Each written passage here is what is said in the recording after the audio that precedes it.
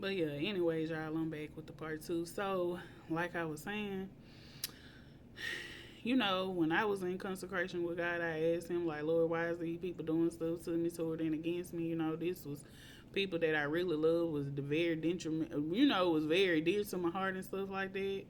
At one point was in love with them and stuff like that. And it's just like, God don't care. Like, when you on your spiritual journey, like, sometimes like you deal with a lot of witches and warlocks because God trying to teach you how to fight spiritually in the spiritual realm. And so that's the lesson I learned from that. And that's what I took with it. So that's why I was always praying to God and calling on God and stuff, because I learned how to turn the negative into a positive. Like, I had to get to the understanding to where when God told me they just doing this because they're mad.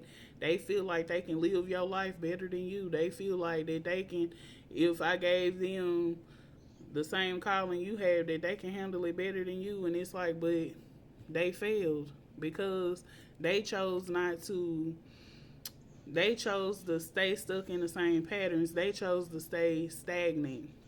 They didn't want to change, but they wanted the authority that God have. They wanted that power that God have, but they didn't want to do the healing work themselves.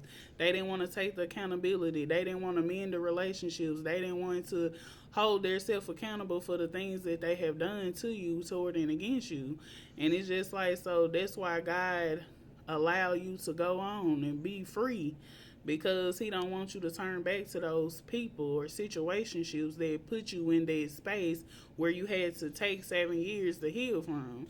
And it's like, when God had told me that, I was like, you know what, God, you were so right, because it ain't that much love in the world.